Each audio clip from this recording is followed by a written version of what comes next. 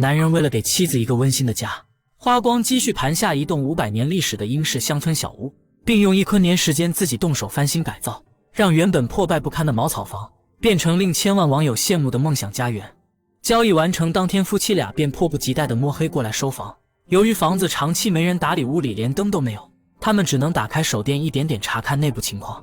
燈光掃過牆面，到處都是霉斑，地板也潮得發黑，角落裡甚至還長出了不少蘑菇，牆皮輕輕一碰就大片大片往下掉，連閣樓的牆體也出現了開裂。晚上看着多少有點陰森。現在這樣別說住人了，就連老鼠進來都得先做個心理建設。但既然已經買下，就沒有回头路了。第二天一早，他們又重新查看這棟老屋。從航拍鏡頭裡可以看到，房子旁邊是一片寬敞的草坪，一路之隔還有其他鄰居，風景確實美得不像話。只是鏡頭一靠近，浪漫立刻開始打折。屋頂被藤蔓爬滿，牆體年久失修，周圍的樹木幾乎貼到房子邊上。旁邊雖然還有一棟小車庫，但主屋的狀態明顯比他們想象中還要糟糕。他們很快意識到，這不是一場簡單裝修，而是一場長期作戰。按照国際慣例，改造第一步永遠都是大清理。夫妻倆穿上防護服，正式進入戰鬥狀態。妻子負責清理肉眼可見的霉斑，哈雷爾則負責檢修電路，讓房子重新通電。這種老房子每一個看起來安靜的角落，都可能藏着新的驚喜。廚房裡的舊櫃子全部都要拆掉，過程只能用2個字形容：酸爽。舊地毯也要全部扒開，這些地毯不知道吸了多少年的潮氣，掀起來那一刻空氣都跟着沉默了。接着他們搬來除濕機，開始給房子慢慢除濕，靠近房子的樹也要砍掉，防止以後对屋頂造成損壞。爬滿牆面的藤蔓也要一點點扯下来。這時親朋好友們也陸續趕來幫忙，大家一直忙到暮色降臨，房子的真實輪廓才終於慢慢顯現出來。可越清理，他們越清楚地認識到，主屋短時間內根本沒法住人。於是夫妻倆把目標轉向旁邊的附屬小屋，那裡是一間後面才建起來的小公寓，雖然也不完美，但至少比主屋更容易收拾。他們決定先把這裡改一番，當做後續施工期間的臨時住所。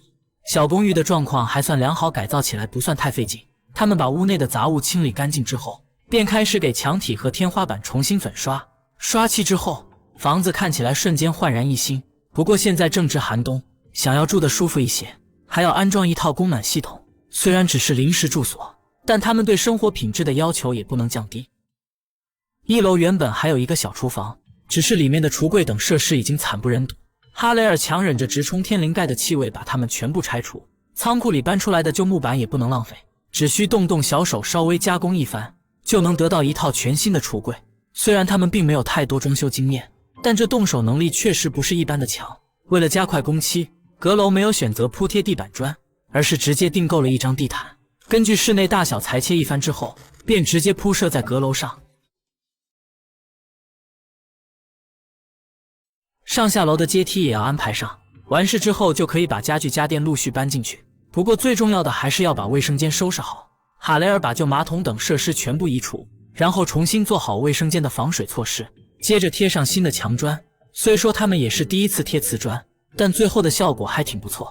最後再把該有的設施全部安排到位，一步一步弄下来，這個原本簡陋的小公寓終於慢慢有了家的樣子。英國鄉下的冬天很美，大雪覆蓋草坪，老屋披上白霜，遠遠看過去就像童話故事裡的房子。可雪一融化，才發現屋頂漏水究竟有多嚴重。外面下大雨，屋裡就下小雨。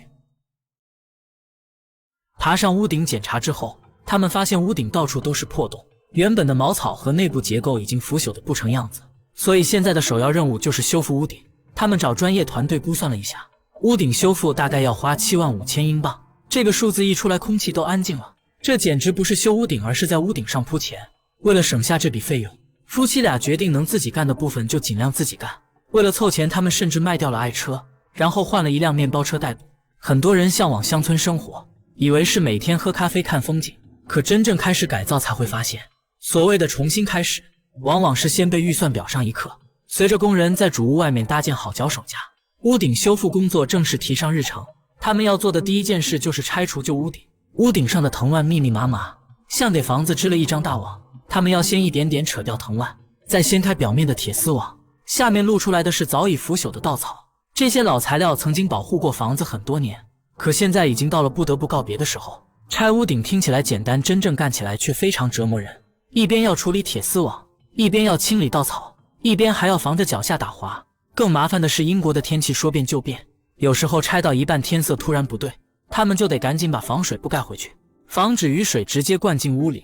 這也導致整個屋頂拆除進展得十分緩慢。好在親朋好友陸續過來幫忙，這時候就能看出人員的重要性，大家一起動手，一車一車的把舊稻草清出去。而拆下来的廢銅爛鐵也沒有浪費，全部收集起來拿去賣掉回血。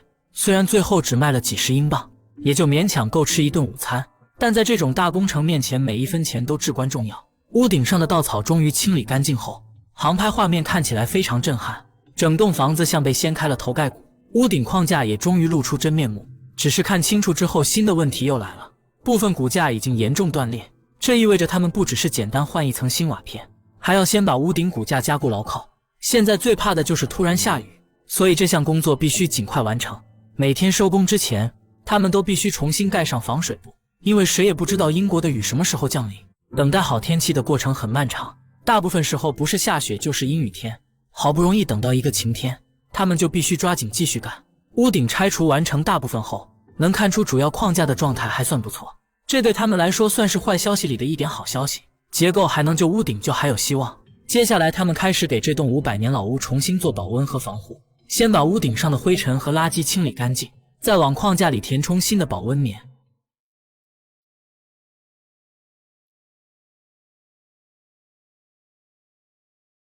隨着保溫棉被一塊塊塞進去，這棟老屋就像重新穿上了棉衣。不僅破洞的位置要繼續修補，老虎窗兩側也要用膠合板密封。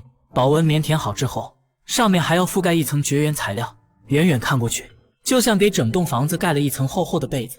但在瓦片沒有鋪設好之前，所有施工都不算安全，因為大雨隨時可能突然砸下來。有時候他們幹着幹着，雨就直接落到頭上，讓人措手不及。可越是這樣，越說明屋頂必須盡快完成。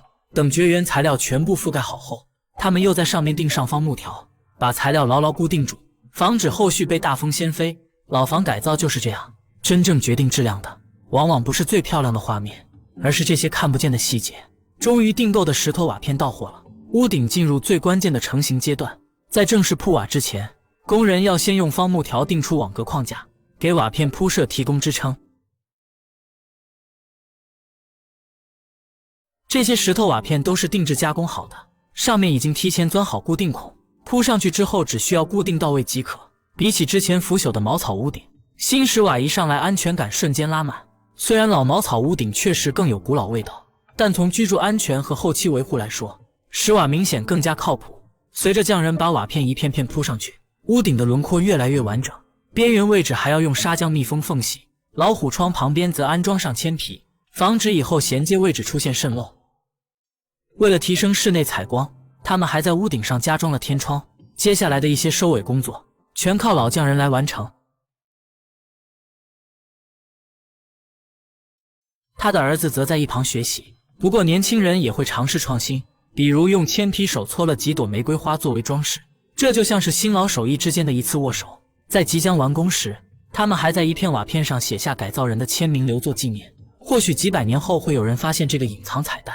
隨着老房子喜封金頂，他們在旁邊的草地上支起帳篷，舉辦了一場小派對，不僅是為了慶祝屋頂順利完工，更重要的是感謝所有前來幫忙的親朋好友。屋頂完成後，終於不再害怕風吹日曬，沒想到屋裡的水管卻爆了，差點把房子變成泡水房。這就是老房改造最真實的地方，你剛解決一個大問題，另一個麻煩就已經排隊上場。接下來，主屋的室內改造終於可以正式開始。他們首先要對室內布局重新設計，哪裡做客廳，樓梯放在哪裡，未來每個空間怎麼使用都要重新考慮。也就是在這個階段，妻子懷孕了，這個消息讓整場改造突然有了新的意義。原本他們是在修一棟舊房子，現在他們是在為即將到來的新生命準備一個溫馨的家。不過這也意味着，接下來的絕大部分工作都將由哈雷爾自己完成。室內改造的第一步依然是大拆除，哈雷爾把舊牆皮一點點鏟掉，讓原本的石牆露出来。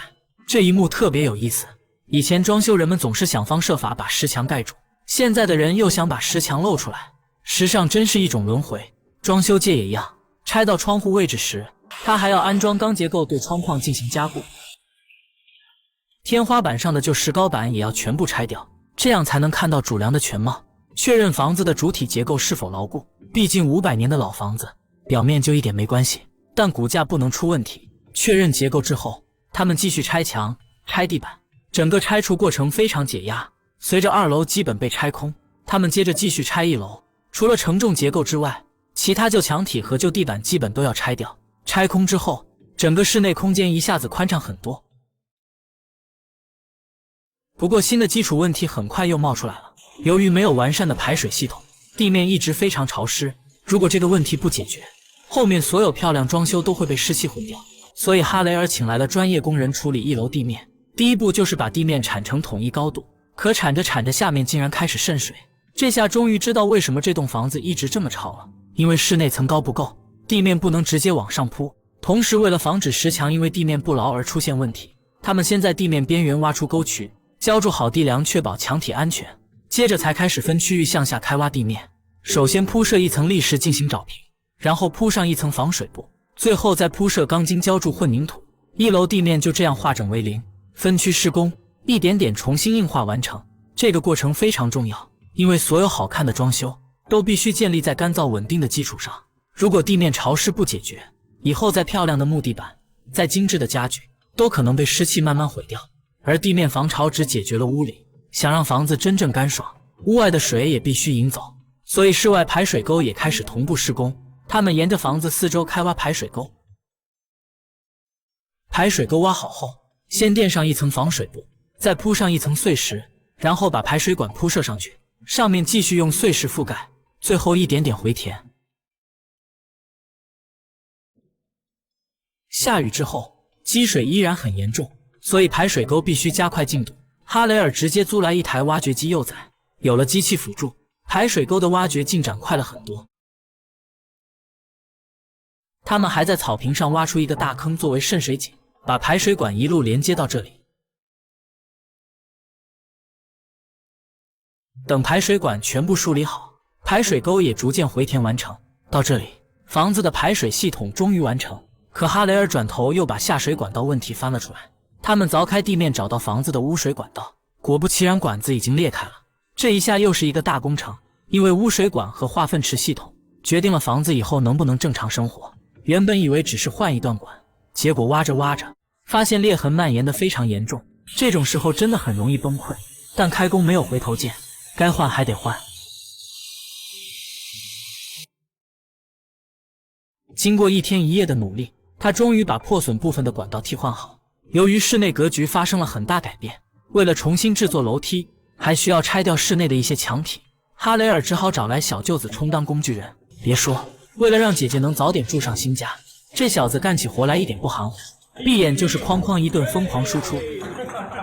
舊壁爐區域比較狹小，哈雷爾打算改造成向上拱起的造型，因此需要對牆體進行部分拆除。為了防止牆體出現坍塌，他們先用頂筒支撐住石牆中間部分，然後才開始對牆體進行拆除。沒想到拆牆過程中還掏出了不少廢銅爛鐵和空酒瓶，在場的人全都震驚了。在改造工程進行到第576天的時候，他們的女兒也順利誕生了。為此，哈雷爾還特地斥巨資給家裡購置了一台空調。以前熱了主打一個硬扛，現在為了寶貝女兒，這苦也是吃不了一點。城市裡的生活讓人疲憊，鄉下的生活也並不輕鬆，只是他們選擇把辛苦用在自己想要的地方，一錘一釘，一磚一瓦，把一棟長滿霉斑的500年老屋慢慢變成女兒可以安心長大的家。也許這就是改造最打動人的地方。房子在变好，人也在变踏實，而家最珍貴的地方從來不是一開始有多完美，而是有人願意留下來陪他一起變好。